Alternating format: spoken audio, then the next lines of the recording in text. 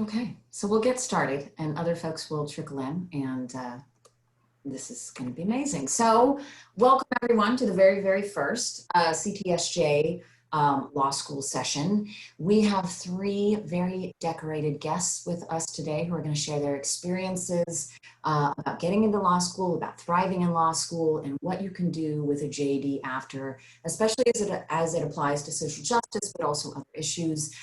So first, we have a faculty member from the department. Marisol Leon is a Deputy Attorney General with the Civil Rights Enforcement Section of the California Department of Justice. And I should say that she is in her capacity today speaking as a private citizen and not on behalf of Cal DOJ. She is also a professor of practice at Occidental College, where she teaches CTSJ 221, Inequality in the Law, as well as a course called Resistance Movements in the Law. As a civil rights attorney representing the people of California, Professor Leon conducts large-scale civil and criminal investigations and litigates matters in state and federal court in which there's a pattern of practice of a violation of civil rights law. She has a particular focus on immigrants' rights, consumer protection, conditions of confinement in jails and immigration detention centers, police practices, and Title IX. Professor Leon is one of the recipients of the 2018 Attorney General Award, which recognizes Cal DOJ employees who have demonstrated the highest professional work standards. On a personal note, Professor Leon is a first-generation American and first-generation middle school, high school, college, and law school graduate. She graduated cum laude from Yale College and received her master's in urban education with a distinction from Loyola Marymount University. After working with social movements abroad and teaching 6th through 12th grades, she went on to Berkeley Law School, where she was a Berkeley Distinguished Graduate Fellow and recipient of the Paul and Daisy Soros Fellowship for New Americans. She currently serves as a mentor to first-generation students through several organizations, including the Legal Access Education Pipeline, the Women Lawyers Association of Los Angeles, and the Mexican American Bar Association. That is quite a resume. And next, Myell is a graduate of Occidental College, 2015, an attorney for Liftoff Mobile Incorporated, a Bay Area startup, where he advises, negotiates, and mediates matters related to contracts, policies, and potential litigation.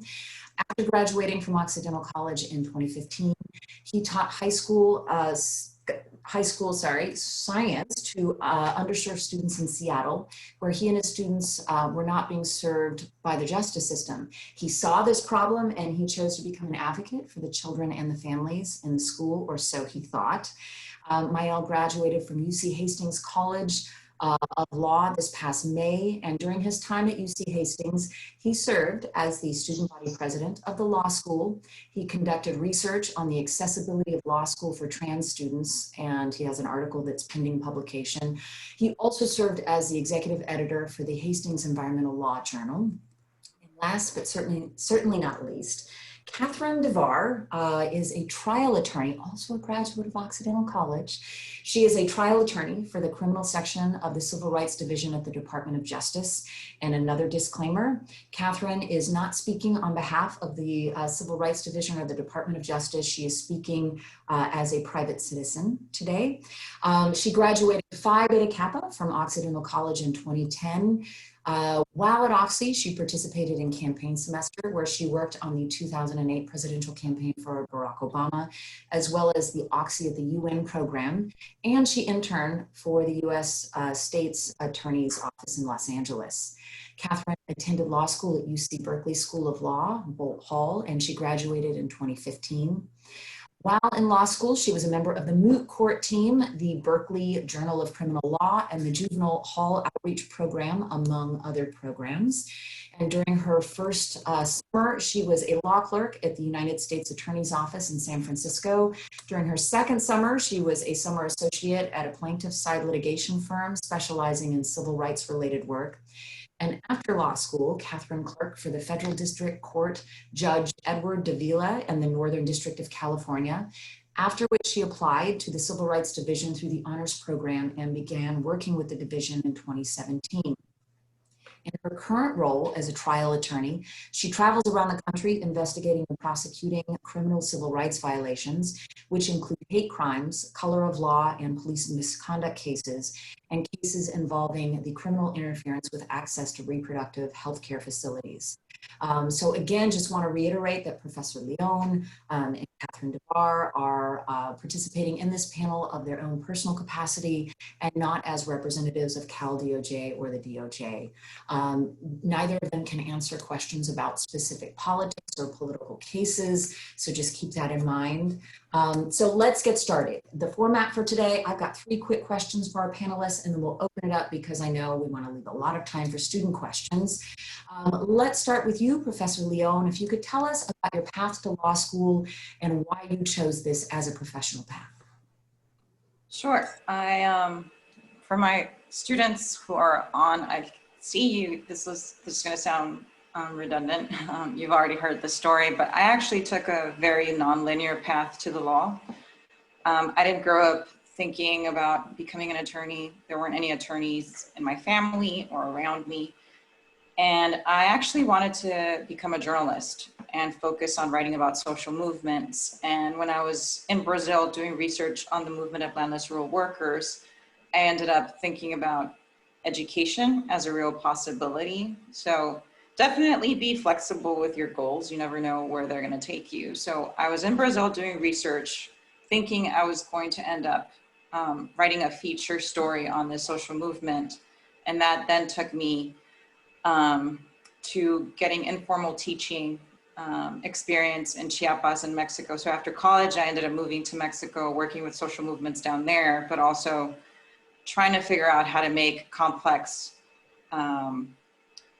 concepts more accessible to a general audience before actually going into real teacher training or formal teacher training. So then I ended up becoming a teacher. And when I got laid off due to budget cuts, I met an attorney who successfully sued the school district. And through that relationship and being a teacher declarant in her lawsuit, I decided to go to law school. And I knew then that I wanted to do civil rights work, that like her, I wanted to hold entities accountable to better serve their constituents. So I ended up going to law school and becoming a civil rights attorney because of that experience. And I'm still very passionate about education, which is why I came to Oxy, and I've loved my experience here thus far. We are so honored that Professor Leone is in the CTSJ department. So I know you have a lot of students on this Zoom session because you have a big following. Myell, can you tell us about your path to law school and why you chose it? Yeah, so I mean, very similar to Marisol. There was education. Like I went to Occidental, obviously, graduated in 2015. And afterwards, I landed as a job as a teacher in my old high school in Seattle, teaching 9th grade science to underserved kids. And my job really was every day, just like taking what most people in society would consider like, the bottom of the barrel student who has failed other classes, has a lot of learning differences, has just adverse hardship, and every day working with them, really focusing in on my work and my teaching to make sure they get like a C or better so they can be positioned to graduate high school.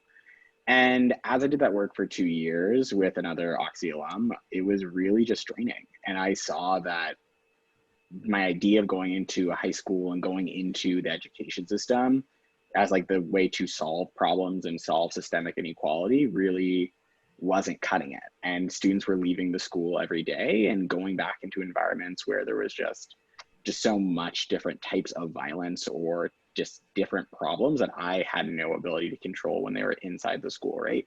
And not only did I see the students affected, I saw the failures of different systems. So I worked in a Seattle inner city school, if you will, and there was quite a lot of visits from police officers and taking statements and different activities, if you will, that like made me brush with the legal system.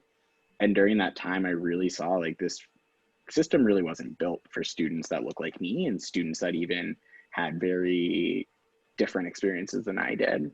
I grew up I'm a Black gay guy.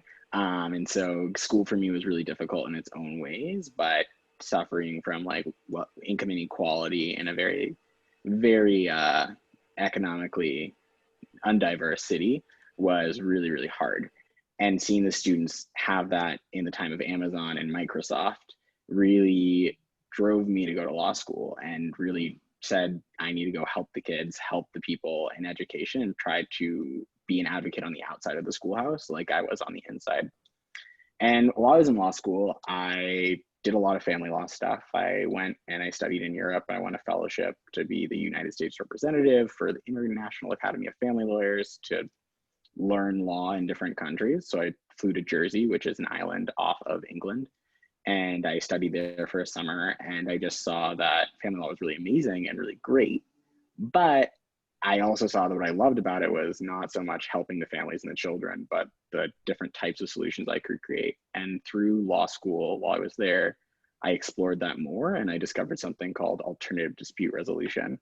And that's negotiations, mediations, arbitration, and they're just different ways to solve disputes without going to the courtroom and without litigating. And I really discovered that was my passion. It was helping people solve problems. And so in law school, I took every chance I could to really figure that out. And it led me to working for a corporation, which I think sounds so different than what I originally started off as. And so it was really cool to have such an open mind and really focus in on like what I liked about the job, as opposed to just, I want to help a certain group. It turned out to be that I loved the certain skill that I developed and I focused on that allows me to do this really interesting job I never thought I would have done before. That's great. Catherine, your path to law school and what motivated that? Sure. So I think for this question, I have to give a big shout out to Oxy generally, because I really was such a beneficiary of so many of the things that make Occidental a really incredible place to go to school and to kind of explore one's interests. As Professor Heldman mentioned, I got to participate in campaign semester and work in politics. I got to go to the UN and sort of see international relations at work. And then I also worked at the United States Attorney's Office during one summer there. And having all these experiences while in undergrad, which was really like a pretty unique thing compared to many of my peers at other schools, it allowed me to explore at kind of an early stage the types of things that I might be drawn to or interested in, and feel out some of these skill sets, and at least make an educated guess about what kind of career I might be interested in pursuing.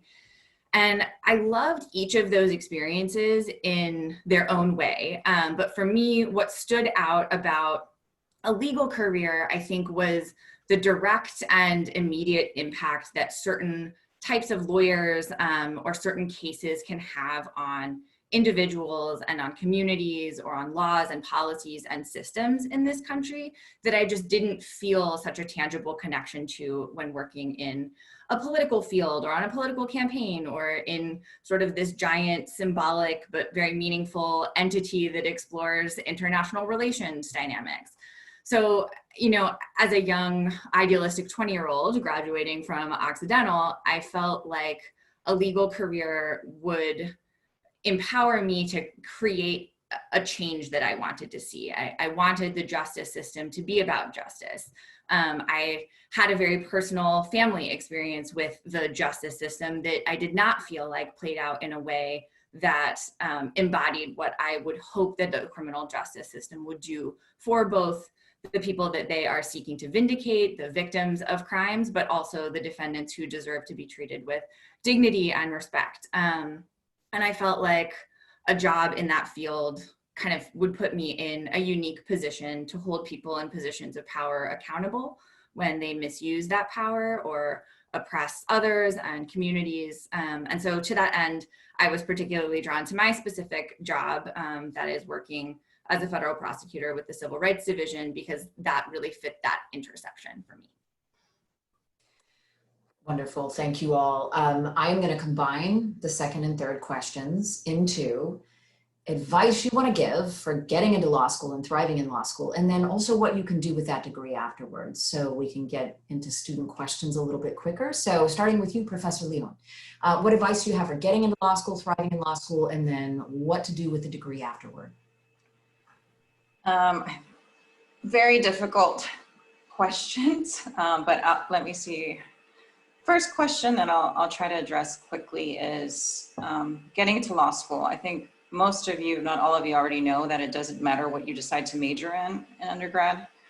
I think the most important thing is to major in something that you're really passionate about and do really well in those classes, and be able to show consistent commitment in whatever field you're passionate about. And Catherine was talking about, you know, being able to participate in the UN, and if you were really into international relations, showing, you know, that that was something that you were deeply committed to, or public interest work is something that you're really committed to.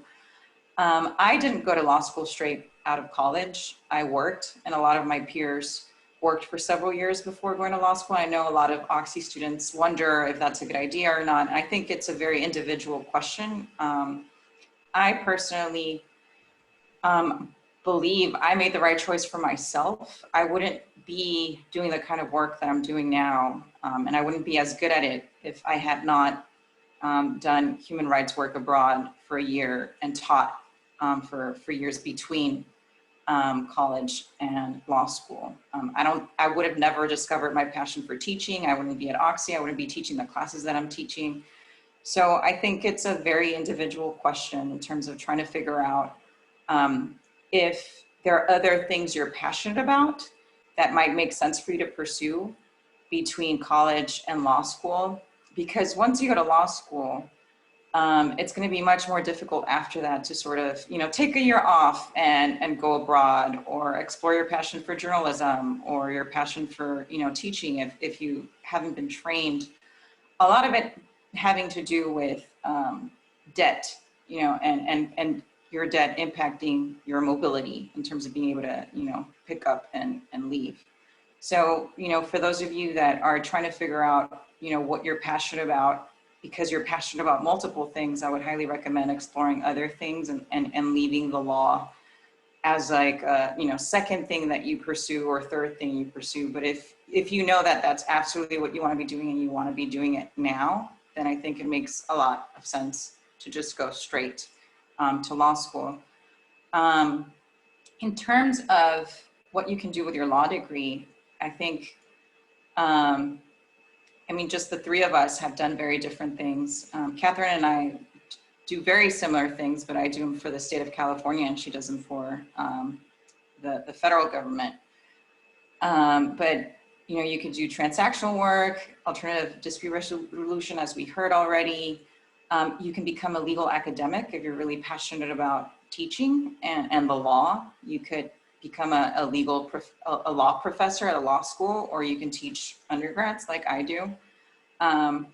You could work for a nonprofit like the ACLU, and you could work for the government like Catherine and I do. And I never thought I would be working for the government when I was an undergrad.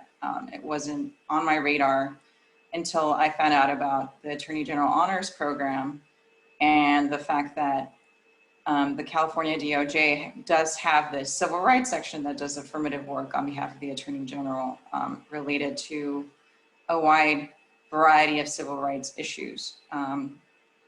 So it really depends on I would say that the most important thing to do in trying to figure out what to do with your law degree post-law school is trying to figure out what type of skills you like to use, what type of law you like to practice. And that was the best advice given to me was, you know, use your law school experience to try to figure out if you want to be a trial attorney, if you like to do trials.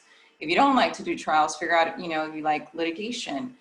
If you don't like either, try to figure out if you like direct representation or impact work. And then oftentimes people will tell you to really, you know, zero in on what specific legal field you want to practice, whether it's labor law, immigration law, and whatnot. And I found, again, that I had a lot of different passions. I was really interested in immigration law, but also in police practices.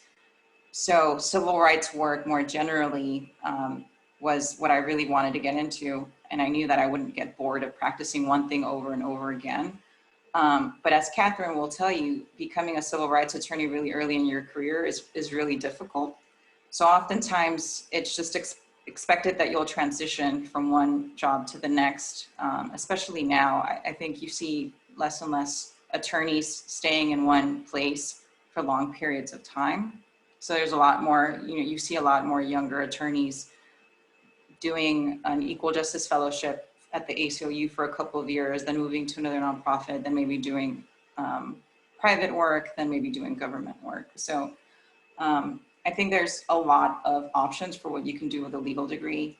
I think my biggest advice would be to be really smart about how you're going to finance your legal education, because your legal, it's very cost prohibitive for a lot of people. So if you can figure out loan forgiveness programs, scholarships, fellowships that can help ease that stress and allow you to actually pick what you really want to do after law school, it'll make your life so much easier. And I will give my co-panelists an opportunity to answer the questions now. Wonderful. Myell, same questions to you, right? How do you, advice for getting into law school, advice for thriving in law school, and then what to do afterward? Yeah, I mean, I think everything that was just said is absolutely kind of in line with what I was going to say. I mean, very different paths. I think everyone else on the panel is really in the public government world, and I am in this private business transactional sector. I don't go to court. I just sit at a computer every day and I just look at documents and I talk to people and I have these like conversations that are transforming how a business operates, right? And that for me was my strength that I found. And I think the reason why I ended up there is also because I knew at the very beginning what my strengths were and who I was. And so my advice to all of you is just know who you are, right? If you know you don't like talking in front of people, that's okay. You don't have to, there's so many places in the law where you can like do things that you don't have to interact face to face every day with someone, right? You could be like me, editing papers, contracts, and then having these conversations, these presentations where you can really control those interactions, right? But from the very beginning, you need to know just those basic things about yourself so you know where to apply, what types of schools that are going to offer the programs that you want. So for me, I went to UC Hastings in San Francisco, and I actually chose it because they had a program that was very similar to the Multicultural Summer Institute, which I did at Oxy. And they have really modeled, to be very honest, the values of Oxy of making sure underrepresented students like myself actually are able to be supported and thrive in this very, very harsh environment. Law school, I look back now and I say, oh, it was a breeze and it was so easy, but it was so difficult. And the amount of times I cried or the amount of times I just didn't believe in myself was really often. And I think that knowing who you are and holding on to that just tether of some form of self-identity, whether it's your values, your hobbies, just things that make you happy, really will ground you through the experience of applying and also going through law school. And so take the time now that you have while you're still in school to really like reflect on yourself. What are you learning from your classes at Oxy? What are you learning from your peers? Really, what are you learning that will help you be the better version of you? Because honestly, Oprah says this, and Oprah is like my spiritual guide, if you will. Your one job in life truly is to be the best version of yourself. And so right now it's asking that question about who are you is really preparing you for tomorrow so you can show up as that best person, right? And law school, if you can answer that question and can show up every day as the best version of yourself, you can thrive in it. Because I think a lot of problems with law school is that people do become insecure, and it's a competitive environment that I didn't know. As a first generation law student, I had no idea like the grades were curved, which I honestly don't know how I overlook that looking back now, because it is so obvious that you have to be scaled and you have to be measured, and they tell you that. And if you know your worth, those metrics that you're put under for 3 years in this very difficult environment don't matter. And you can find successes and you can find joy and you can join clubs and you can do the things that you do at Oxy, because Oxy teaches you very, very well how to engage with the things that you care about and engage with them really well.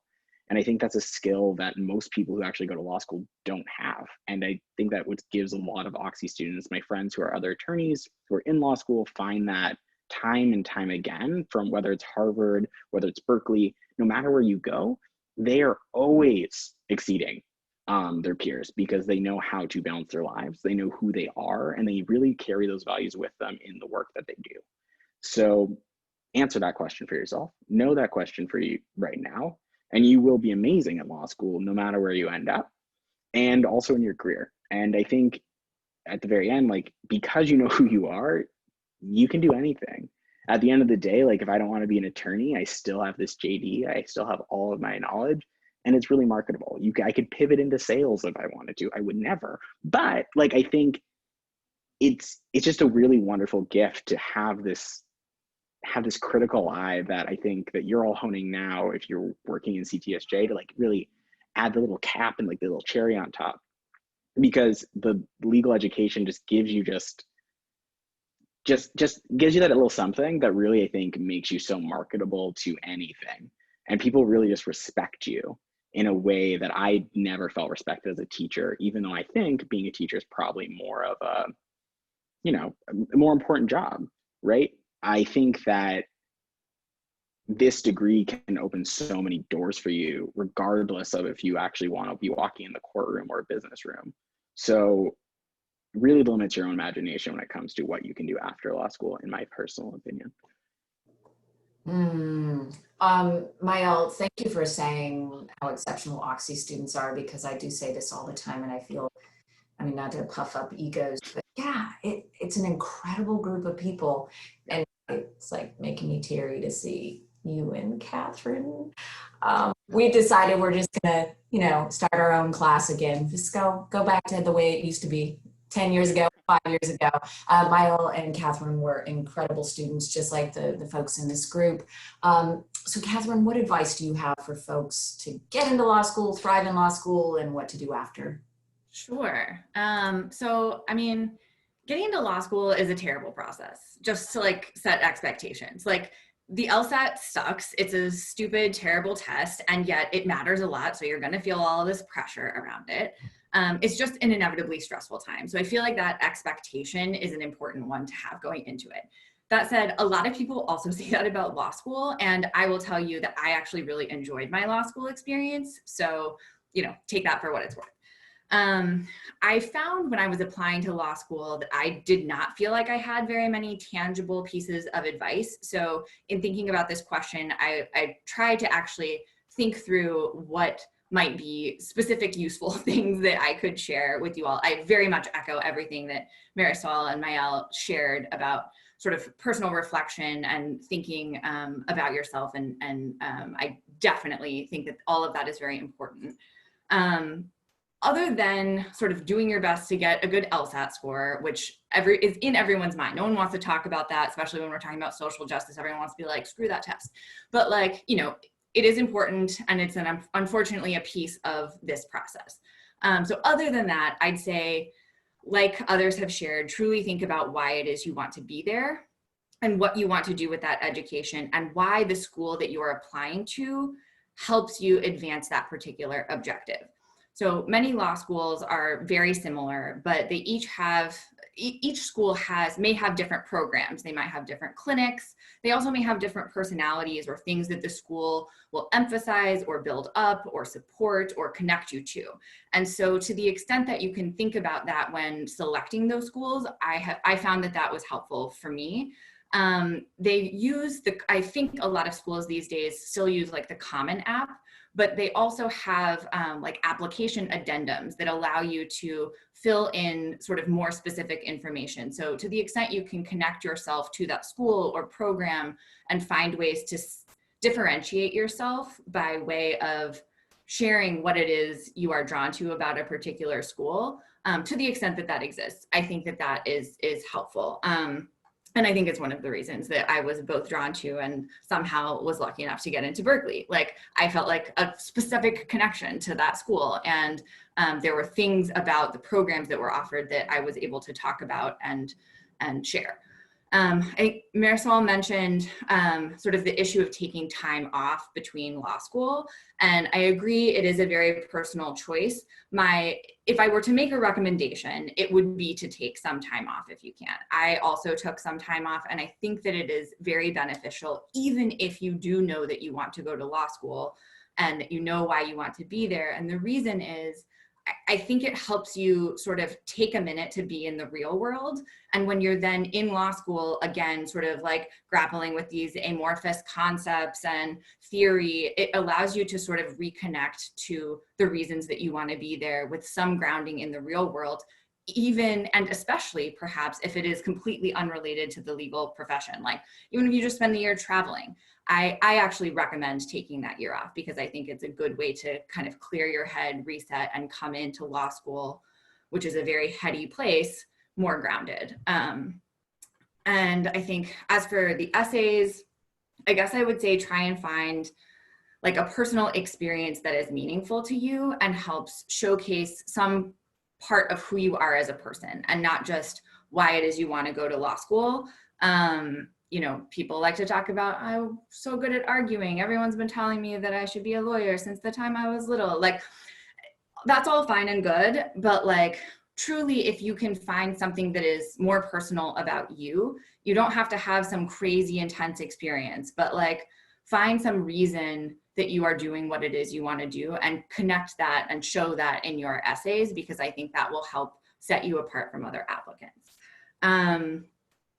Once in law school, I think you're going to be bombarded with like a million different suggestions and pressures of what it is you should be doing. Be on law review, do moot court, get the best grades. And I would say try to resist them a little bit. You will inevitably succumb to some of them. That is just going to happen. Don't beat yourself up about it. But if you go into it sort of knowing that you're going to be surrounded by all of these really intense pressures about how to be successful in law school, and that is not a one-size-fits-all model, I think that is a really important thing to kind of keep as your North Star. I mean, true story, I got halfway through the law review application my 1L year and was like, what are you doing? Like, you do not want to be sitting in a room, like doing law review, editing articles like for the next 2 years. And some people totally do, but like, why are you doing this? It is just because you think it is supposed to be like a check on your resume. And I gave up and I turned around and I did something totally different. I did moot court and I wanted to engage with people and the community and remind myself on a more regular basis why it was I was there. And it was because people and community. So I worked in the juvenile hall outreach program, which worked with incarcerated youth. So I guess the takeaway would be like, my recommendation would be find activities once you're there that you care about and don't worry so much about what you should be doing. Use your time to explore what you're interested in. Spend your time talking to your classmates and your professors rather than like angling to be the only one who knows the answers. I think like, I remember my first day of law school being so humbled by like how incredible so many of my classmates were. Be the person who shares your notes when somebody misses class. Like, don't be the gunner who's just like in it for themselves. And I felt very lucky that a lot of my classmates were more like that than sort of like the stereotypical law student. So be that person and use the time to explore things. Don't be afraid to do a summer somewhere that is different than what you think you might end up doing, because now or then is the time for you to explore that. Oh, and I guess the last question, things that you can do afterward. I mean, obviously, as everyone has shared, there are so many different ways that a law degree can be useful, particularly for social justice related objectives. There's direct services work, helping underprivileged communities navigate and gain access to the legal system, like legal aid and immigration work. There's impact litigation, which I think Marisol talked about a little bit. So places like the ACLU and the Southern Poverty Law Center. There's classic criminal justice careers. I think the need for really quality public defenders is like an important nexus to social justice related ends. And similarly, I think prosecutors with an eye towards social justice are an important piece of sort of the way this system works.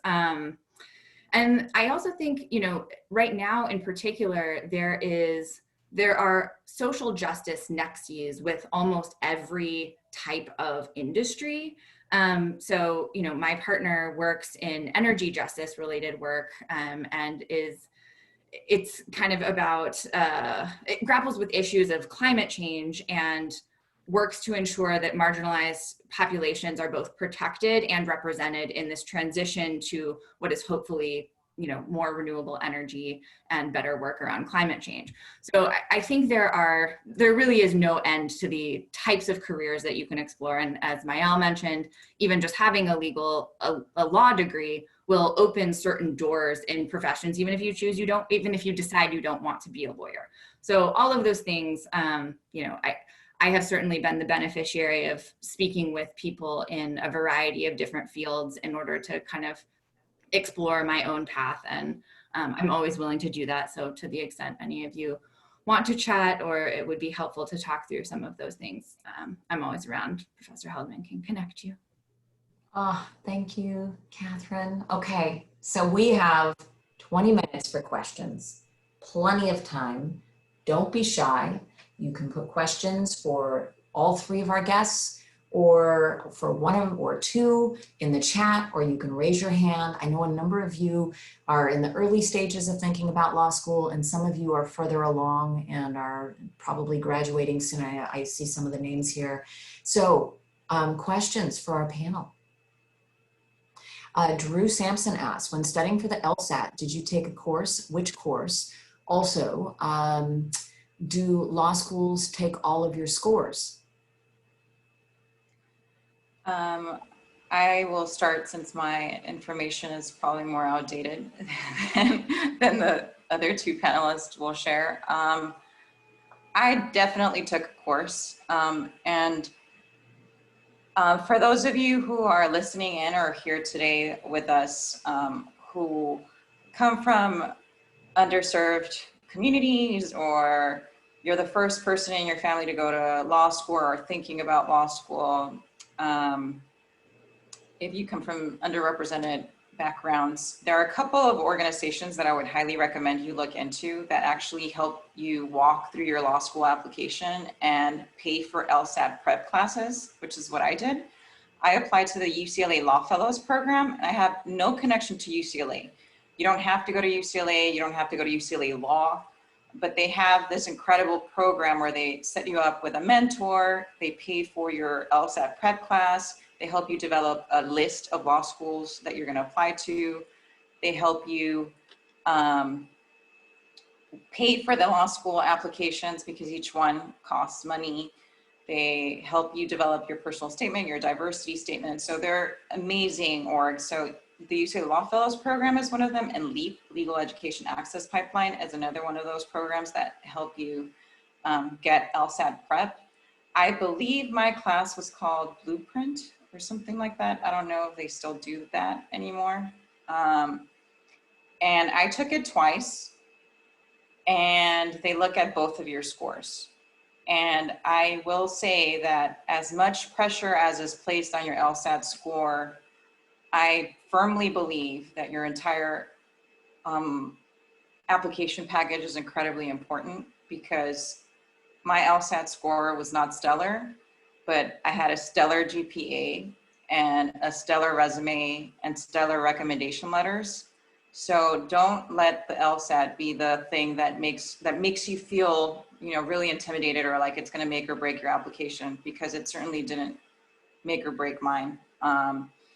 And I mean, I think that taking the LSAT seriously and trying to prep for it as much as possible is certainly smart. But I think, like Myell said, a lot of it has to do with your attitude, right? Going in. And I think with the legal profession, so much of it has to do with your attitude. Like you see so many attorneys argue stuff in court, and you know that they don't even know what they're arguing, but they're saying it with conviction, so they sound like they know what they're talking about.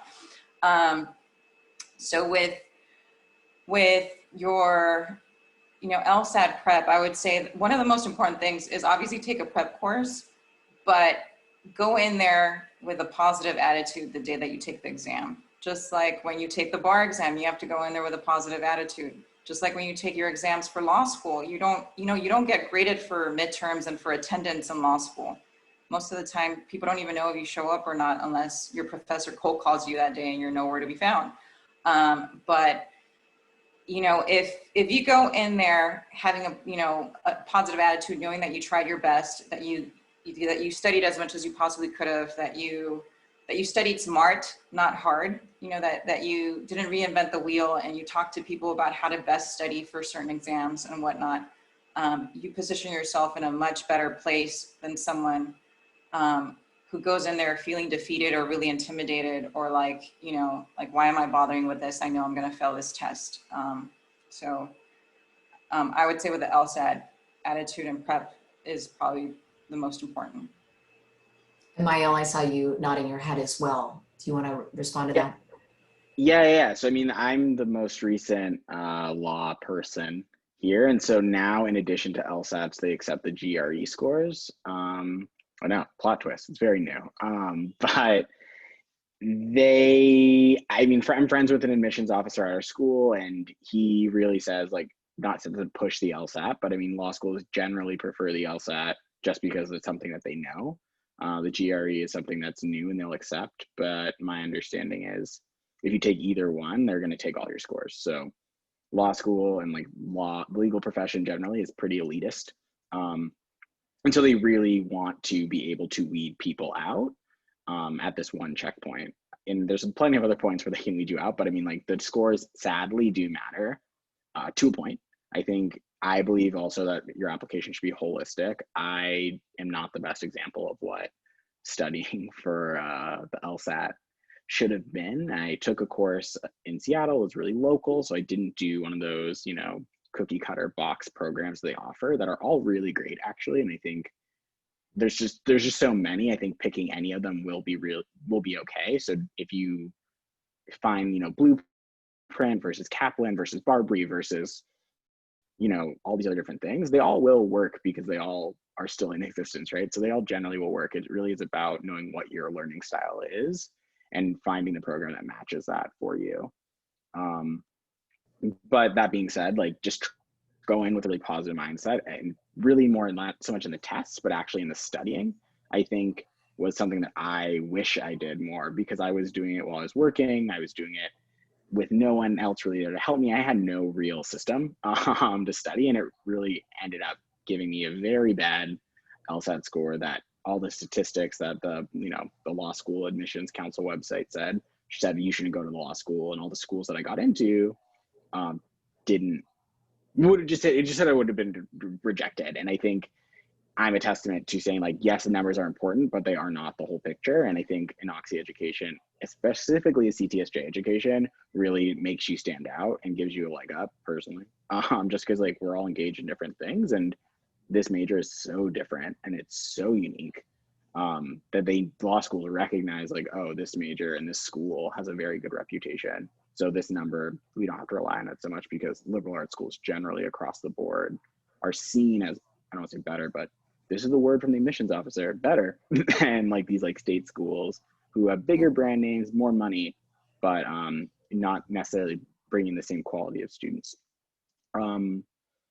So, I mean, when it comes to like your LSAT stuff, I want you to worry about it. I want you to take the time, but also recognize that all of you are going to a really great school that gives you an advantage that can really overcome this really difficult, it's sad to say, test that may make or break where you go. That being said, like, there's many other opportunities in law school, regardless of how well you do on this exam. So I know for me, I decided to take it just once, because I was like, I'm not going to pay another, like, I think it's like $500 or something to do once, or like just to go and like really shoot for this score that I actually have no idea if I could have obtained. Because I know that the more chance I did it, and like the more scores that maybe were not bad or not great, sends a certain message to these law school officers that, like, either you're not good enough or you're not focused, or I don't know what I thought. I just thought a lot of things. So I decided to just do it once and like take my chances, and I still made it, right? So I say, just like, believe in yourself. Again, really the general theme of my whole spiel today is believe in yourself and really like get that score and like focus in and try hard, but recognize like you'll be fine either way, no matter if you do the GRE or the LSAT, and the score you get, it'll work. Thank you. Catherine, advice for the LSAT. Sure. I mean, I echo a lot of what they have said. Again, I think the question, when studying for the LSAT, did you take a course? I did. I took the Test Masters course, I believe it was called. I found it to be particularly helpful for the logic games, which were my weakest point on the LSAT. So once you start practicing, you'll see there's like reading comprehension, logical reasoning, and games. And depending on which one of those things you are best at or struggle with, you can really focus in. And I think a course is particularly helpful if you have one of those areas that is very teachable. The games are one of them. Like they teach you diagrams for writing it out in a way that my brain just was not as used to thinking about. And I definitely think it helped. So I would recommend taking a course. I think to echo what Myell said, you know, it provided structure for me. I was working 2 jobs at the time while trying to study for it. And I think it just provided a little bit of extra like, okay, I have to do this course. I have to sit down and I have to study. And this is the time that I have to do that. So I recommend taking one. And I believe I did take it twice as well. I did so mostly because I recognized in the middle of the test that something got thrown off and I felt like I could do better the second time. I did, but like marginally. So I share Marisol's, I think, comment that like the test really isn't everything, and the holistic nature of your application is very, very important. Again, you know, yes, it matters. So that's not to be dismissive of that, because I know it's a point of anxiety for many law school applicant, and it's real, it's out there. You can deal with it. You can do this test. It is, but is not the be all end all. You know, your GPA, your letters of recommendation, the other things that you have done, the dedication that you have to other things in your life, all of that will be taken into account. And one note on that, I think different schools very much vary in how much they look at those applications versus the LSAT score. Some numbers just are, or some schools are very much numbers driven, and your LSAT is going to be more determinative in those schools. Other schools, I think like Berkeley, are much more interested in looking at like the holistic application and the person. And there are plenty of other schools like that. I'm not just plugging Berkeley, but I think that trying to figure out as much as you can, some of those schools, if that's a factor or a consideration for you, can be a helpful thing to alleviate some of the stress and pressure. And I by no means had an amazing LSAT score either. And I think I did all right. So just relax, don't stress about it too much, focus, study when you can, and put work into all of your application. Great advice. Thank you. And Myell, really interesting that they're accepting the GRE now. I don't know, just a quick question, you know, if you could take the GRE or the LSAT, which would you take if you had to do it again? I would do the LSAT personally, LSAT? but I don't know about the other two of you. I would do the GRE. I hated logic games. Personally. Katie, what would you take, GRE or the LSAT? I have no idea. I mean, having never taken the GRE, I have no idea whether I would do well on it. I personally hate standardized tests. It's been like the bane of my existence to like get through all of like the levels of education I have had to do to get to this career, all of the different tests I've had to take.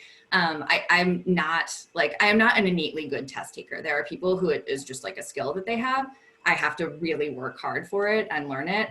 So I honestly don't know. Logic games were one of the things that I did worst on. So if those were not part of the GRE, maybe I would consider that. But I think to Myell's point, you know, law schools are creatures of habit, and they take a long time to catch up to sort of whatever the modern trend is. And so I would be very nervous about people not knowing how to grapple with and understand and compare my score when most people are submitting LSAT scores. So that would be kind of where I am, at least right now.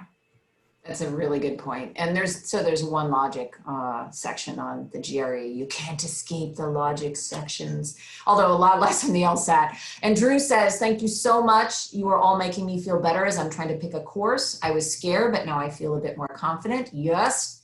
Oprah would be so proud, Myell. I love Oprah.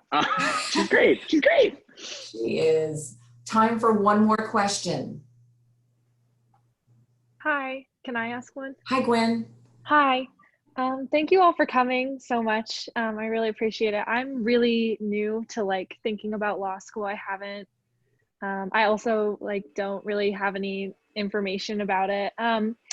But when I was looking into it, I kind of immediately was overwhelmed with just all the different types of lawyers and just like not understanding how to do the work that I'm interested in, which is the social justice work. And particularly, I think, I don't even know if this is a specific thing, but like when police officers abuse their power, like prosecuting them, I guess. See, I don't even know the correct legal term, but I was just curious what types of lawyers are like the mold well to the idea of social justice. Well, I think Catherine and I both do police misconduct work, right? Do you do pattern or practice investigations? I don't do patterns in practice. What I do is individual prosecution. So specific excessive force cases, if an officer abuses their power by shooting or beating up an arrestee or in a prison, there's specific incident cases. And just like any crime, there's a federal statute. So there's state and federal. And I think Marisol can talk about the state side, or you started speaking. I'll let you talk. Oh, no, I thought it would make sense for you to start since you do individual prosecutions. Yeah, so we prosecute individual officers for specific acts. So as Marisol will probably talk about, there are patterns and practices. There's also that at the federal level where you look into patterns within a police department of problematic conduct, racial profiling, things of that nature. That is also something that another section of the Civil Rights Division does, and also state entities do as well. So for me, there's one statute, basically, it's a federal statute that allows the federal government to come in and prosecute police officers for violating the civil rights of an individual. And how that works, it basically depends on the status of that individual, whether it's a free person, someone who's detained, or someone who's in prison, what that right is that has been violated by a police officer or someone in a position of power that has been conferred that authority by the state. And when an officer does that and uses unreasonable force, that violates the right of those individual peoples. And so the federal government is empowered with this single statute to come in and sort of, and prosecute them criminally for those individual acts. And so in the law enforcement, misconduct or color of law cases, that is essentially exactly the work that I do. I have a lot of police misconduct cases. So like Catherine, I work for the civil rights section of the Cal DOJ. She works for the US Department of Justice, but I don't do criminal prosecutions. Part of my practice is criminal prosecutions, but they're of immigration consultant fraud, which is completely separate from looking at police misconduct. And as she mentioned, there's a federal law, section 14141, that says that, you know, the US DOJ can look at a pattern or practice of civil rights violations within a law enforcement agency. And there's a parallel statute in California that allows our agency to look at patterns of violations of the Fourth Amendment. So searches and seizures, racial profiling, sexual misconduct. So instead of looking at one particular incident of one, you know, officer engaging in violations of a specific person, we look at an entire police department or sheriff's office and look at their policies. If there's a disconnect between their policies and practices on the street, we do ride-alongs to see what their relationship with the community is like. We look at their training. So these are very long investigations that typically last a while and that usually end in some kind of settlement agreement between the California DOJ and that particular agency, where we ask for injunctive relief. And I know we're throwing a lot of words at you that you probably don't understand, like statute, which we keep using, just means law. And a settlement agreement or consent decree basically means, in this context, it's a court order. And injunctive relief is when you ask the other party to stop doing certain things that are harming you. So as the state of California, we're bringing an action. The court orders the law enforcement agency to stop engaging in violations of the Fourth Amendment, to stop promoting individuals or peace officers from a very particular background over others if they're not promoting African American or Latinx officers in the same way that they're promoting their white officers, that's problematic. So those are two very different jobs that you can have as an attorney, but that, you know, go into that specific field of holding peace officers accountable, which is what essentially you said you were interested in. And aside from that, there's also a lot of context where Myell could go into probably, and even though, you know, we don't associate ADR and these other mechanisms as social justice oriented, they have a place in social justice work. And I don't know if you want to talk about that. Yeah. So, I mean, I think the big thing that comes to mind is just what we call restorative justice work. So restorative justice is a fun, fancy way, in my opinion, to say getting everyone who's involved together to come to some common solution that really not only, you know, fixes the pain that was caused by one party to another, but also leaves the community better as a whole. Right. And so a lot of the work that I've done, at least in law school, and what I attempt to do in a business, is similar work by bringing people together and creating this community cohesion so we can then move forward as a group whenever any type of, say, like racial discrimination or harassment in the workplace happens. You call me in and we bring everyone together and we have what we call mediation, where we talk and understand the harms that have been done and come up with solutions to or agreements to really allow the parties to move forward and feel heard, and also feel like justice has been done without actually going to court and calling our other two panelists to like go and literally litigate for them on their behalf. When it comes to like police misconduct, I know that in San Francisco that we have the Police Accountability Board and different jurisdictions, which is a fancy word for saying cities, areas, states, have these boards that actually really focus in on police accountability and misconduct and do these processes and have them internalized as the, you know, the system of checks and balances against different institutional bodies. I think really when it comes down to it, ADR isn't used as much as I would like it to be, especially now that as we've seen over like this last summer of just like with George Floyd and all the continued police violence against people of color.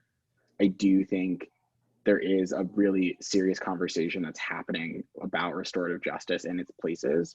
I think it hasn't really reached, like, I think the areas that you're interested in, but I do think if you go into education and you look into local high schools and you look into just different programmatic models, they really are using that restorative justice method to really solve the problems with like school suspensions and like gang violence and all these different problems that I think a lot of us like think about, like different schools, to make school a better actual community for students. And ideally, in my head, that will then flow into police officers who are also in schools being trained on those processes, right? And then those police officers ideally are already within the system and see them being so effective in this place of their work that it then goes into these different stations and different precincts and really like ideally invades the system like a virus. But I do think, yeah, ADR is like another way to use the justice system that doesn't necessarily involve going to court and allows for the community to really come together as a whole. Okay, great. Thank you so much. Right, Quinn, like open up all of these paths. We're out of time, but I want to give each panelist, you know, a moment to say, what's your big takeaway? If there's something, you know, you're sitting in a college classroom, virtual college classroom, what is the one thing you wish someone had told you? And we'll start with you, Professor Myell. That's tough. I wish someone had told me, I think,